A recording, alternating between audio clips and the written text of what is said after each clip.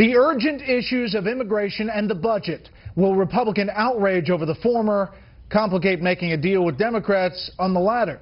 This is Special Report.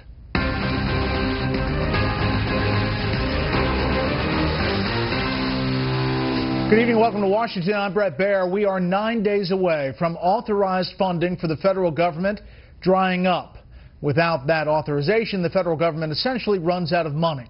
The main goal for this Congress in its final session is to take care of that. But hard feelings over the president's executive action on immigration could greatly complicate matters. We have Fox team coverage tonight. Mike Emanuel on Capitol Hill with what Republicans can and cannot do about it. But we begin with White House correspondent Wendell Goler and some Republican venting today. Good evening, Wendell.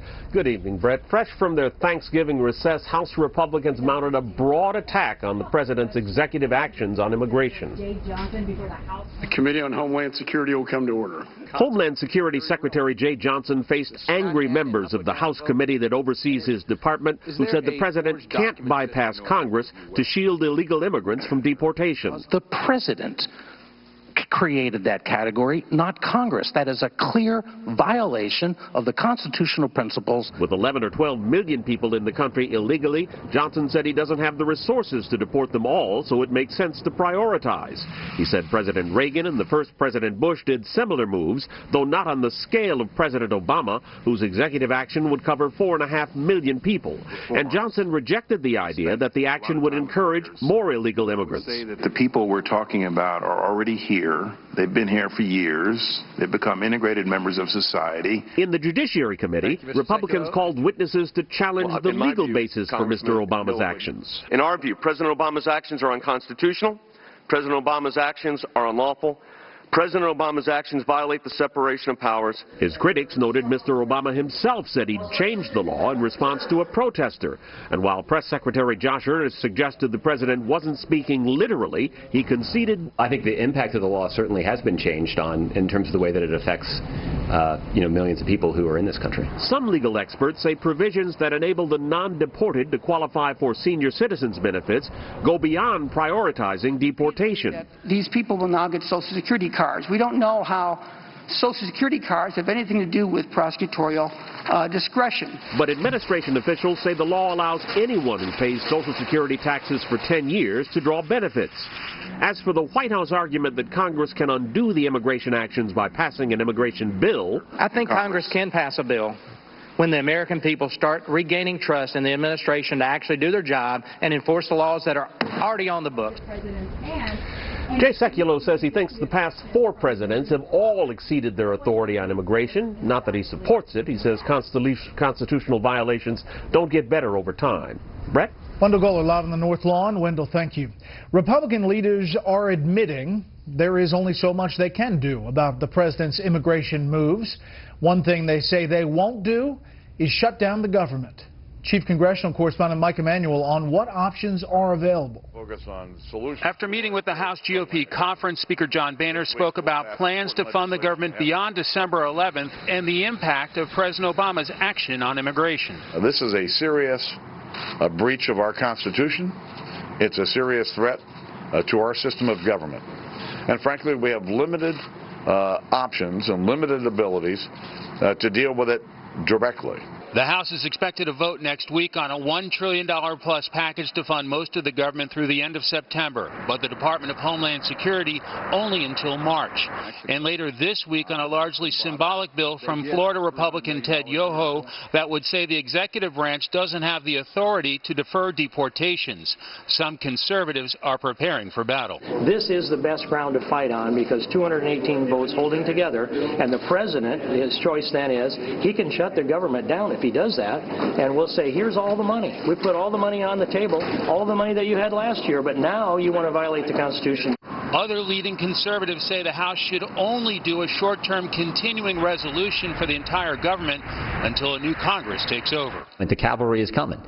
We're going to have historic majority in the House in 4 weeks. I would much rather deal with some of these issues when we have those kind of majorities in the House and Senate in January. Senate Majority Leader Harry Reid didn't rule out accepting what the House sends him. I think it's kind of unfortunate they're talking about not doing Homeland Security, but that's the way it is, and we'll have to wait and see. That is certainly a different tone from Reid. Meanwhile, the next Senate Majority Leader says President Obama hasn't gotten the message from the midterm elections. By any objective standard, the president got crushed in this election. So I've been perplexed by the reaction since the election, a sort of in-your-face, dramatic move to the left. Reid's Democratic colleagues would prefer a bill that funds the entire federal government through the end of the fiscal year, but they sound prepared to follow his lead. Brett? Mike Emanuel live on the Hill tonight. Mike, thanks.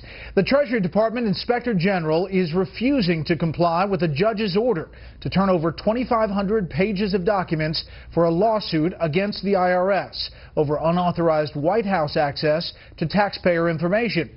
The reason? The documents contain taxpayer information and are therefore being withheld.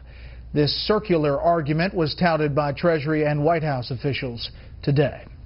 A couple of prominent Republicans considered possible presidential candidates say they will run for re-election to the Senate.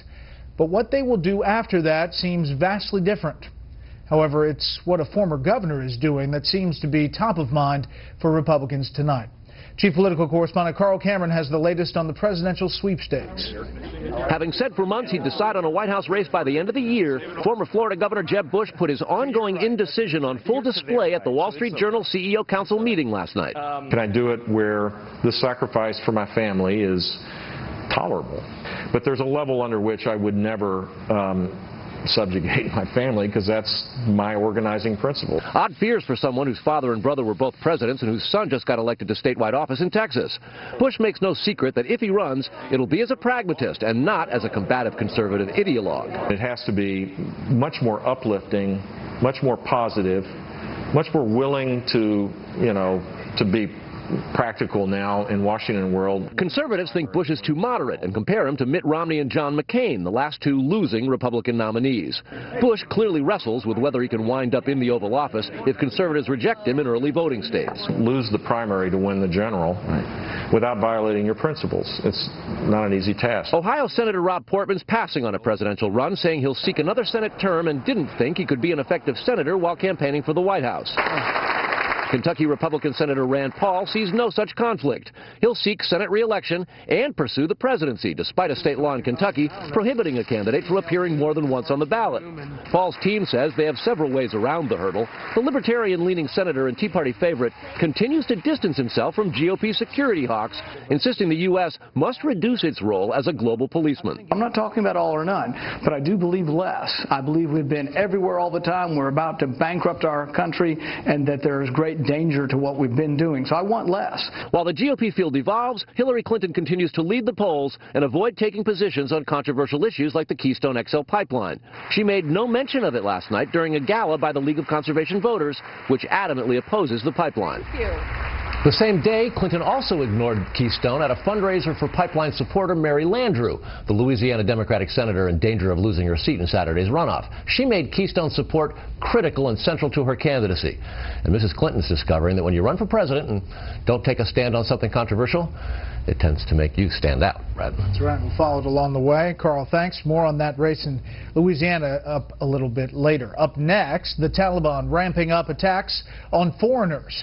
First, here's what some of our Fox affiliates around the country are covering tonight. Fox 43 in Knoxville, Tennessee, where police say 2 children and 1 adult were killed and 23 injured when a pair of school buses collided.